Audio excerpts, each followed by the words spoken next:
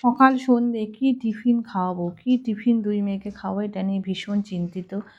তার মধ্যেও কিছু তো বানাতে হবে হেলদি, তাই জন্য বিনস, গাজর, ক্যাপসিকাম, মটরশুঁটি এগুলো তো শীতের সবজি আছেই। ব্রকোলিটা এখনও পর্যন্ত আমি যেহেতু বাপের বাড়ি গেছিলাম তাই আনা হয়নি ব্রকোলিটা, কারণ বলাও হয়নি বাবাকে, বাবাই যেহেতু বাজার করে তাই বলতেও ভুলে গেছি, আনা হয়নি। তবে ব্রকোলিটা আমার দুই মেয়ে খুব ভালো খায়, তাই ব্রকোলি বাদ দিয়ে বিনস, গাজর, ক্যাপসিকাম আর তোমার মটরশুঁটি দিয়ে আজকে ভাবলাম যে একটু পাউরুটি দিয়ে কিছু করে নিই। তবে আমি করেছিলাম সামান্য তেল দিয়েছি, সর্ষের তেলই দিয়েছি, তার মধ্যে বিনস, গাজর, ক্যাপসিকামগুলো দিয়ে একটু সামান্য নুন দিয়ে আর গোলমরিচ দিয়ে ঢাকা দিয়ে হালকা আছে আগে সেদ্ধ হওয়ার মতো ভেজে নিয়েছি।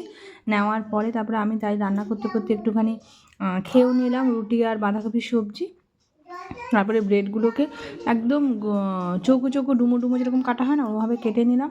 কারি পাতা ফোড়ন দিলে খুব ভালো লাগে, বাট আমার তাড়াহুড়োর মধ্যে কারি পাতা নিচ থেকে আনাও হয়নি, তাই জন্য ফোড়ন দেওয়া হয়নি। তাই আমি এইভাবে নর্মালভাবে তেলের মধ্যে দিয়ে নাড়াচাড়া করে তার মধ্যে ব্রেডটা দিয়েছিলাম, দিয়ে সামান্য একটু sauce, tomato sauce, chilli sauce দিয়ে দিয়েছিলাম।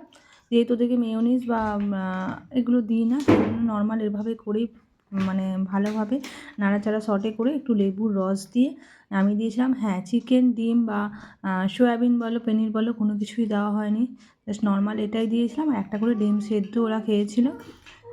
সত্যি খেতে কিন্তু খুব টেস্টি হয়েছিল, আমি খেয়ে দেখেছিলাম, খুব একটা খারাপ হয়নি। আর দুই মেয়ে ভালোভাবেই খেয়ে নিয়েছে, তাই ভালোই হয়েছে।